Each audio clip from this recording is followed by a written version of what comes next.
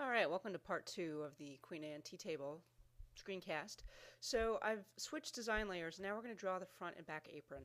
And normally you would keep all the parts for your drawing, hopefully, on one design layer. I've broken these up onto different design layers just for clarity's sake so we can have them at a slightly larger scale. But it's this pattern basically just duplicated. I'm not going to worry about the tenon. For this drawing we're going to ignore that. We're just going to deal with the with this curvy bit in here. And again, we only have to draw half of it. I'm going to turn off snap to distance because it's bugging me.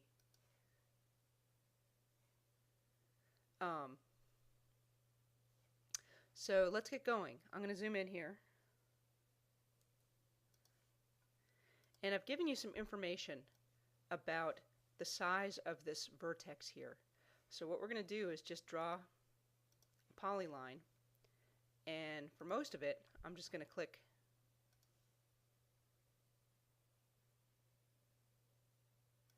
and click and click. And then pretty much any time that the line really changes direction, it either starts doubling back, and then we have a change of direction in here, another change of direction here. I'll click here and here. Snap to angles bugging me again, so I'm going to turn that off. I'll click here and then here, here, and here, and then I'll turn snap to angle on for that last.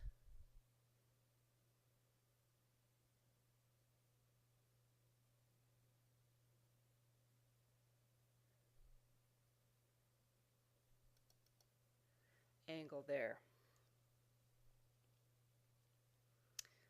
So I'm not going to worry about this until the end. We'll scoop that out. We'll clip that surface. But what I want to do is double click on my object. I'll increase the line weight so we can see it a little bit better. Yeah, a little bit more. And I want to change vertex. So the first thing I want to do is change those corner vertices into a 6-inch fillet radius vertex. So I'll change that one and that one. And then I want to change this vertex to 2 inches fillet radius and 2 inches fillet radius there. I'll switch to my move polygon handle mode, and now I can stretch this Bezier.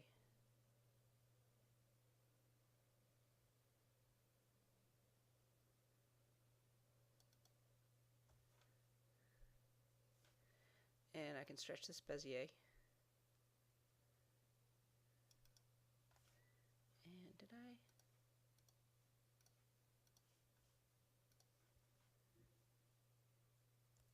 Six.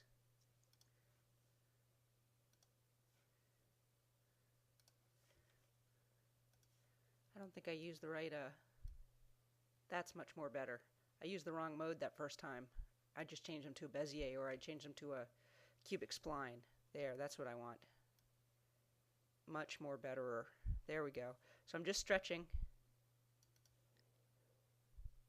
I can stretch that one a little bit more until I have my lines matched up pretty well. When I stretch this one, now I missed this one too. I blew it.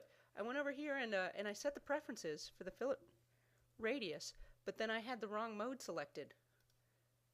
You want to make sure you have the fillet radius mode there, so I'm going to change these again. So there's no harm, no foul. You can always go back and change the type of vertex. And now I should have more luck stretching everything.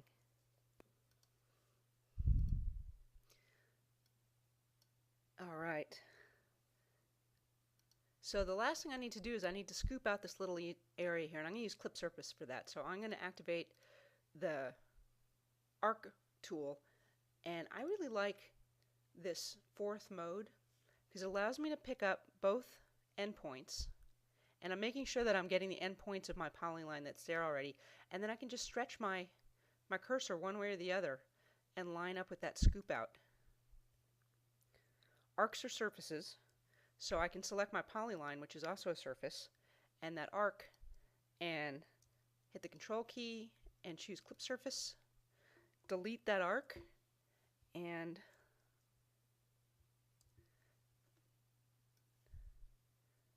there I have my apron. So I'm going to Command 4, get back to a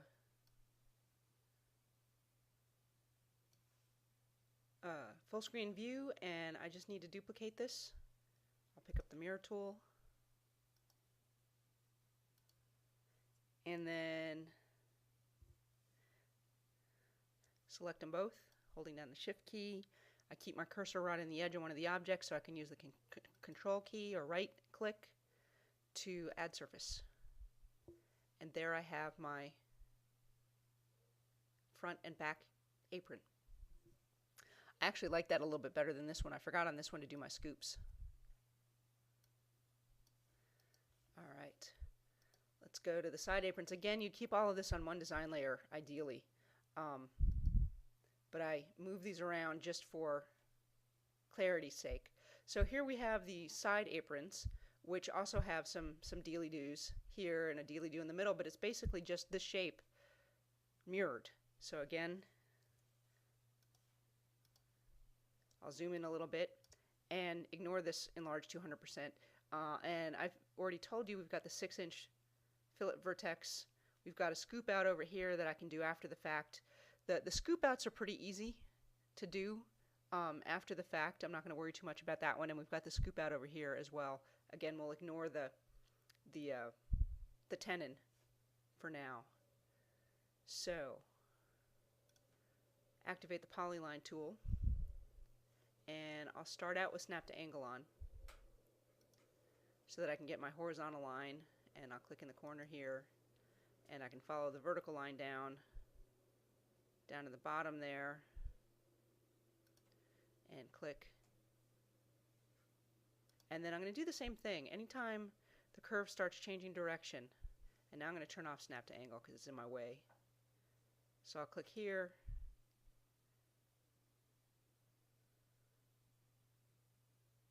I'll click here. I'll click here. I'll click here. I'll click here.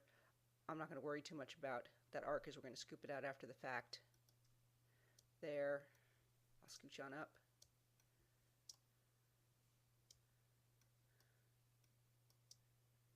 And I'll double click to end. With that polyline selected, I see that it's closed. I didn't miss a pixel or anything. And we'll double click and go ahead and change those fillet radius, or change those vertices to fillet radius vertices 6-inch. So I'll change this one, and I'll change this one. And then I'll go up to the move handle mode, and I can stretch this one out.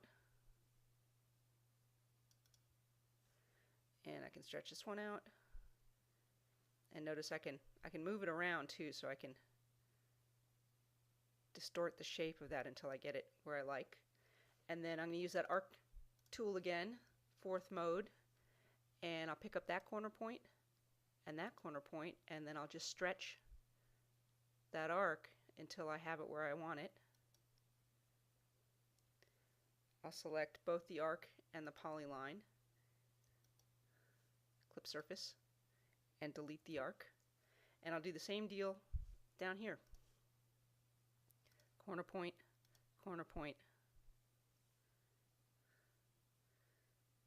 stretch my arc,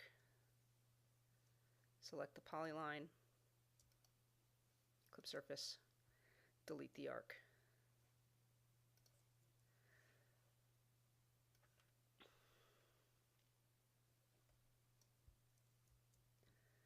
So there's my shape. And I need to duplicate it, so I'll use the mirror tool.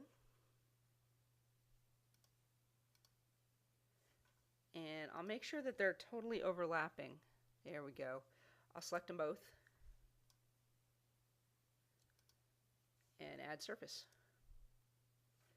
I'm going to double check that this is 5.5 inches tall. That's a key measurement for this table. looking good. All right. We have one last part that we need to do, and we'll do that in the beginning of the next screencast.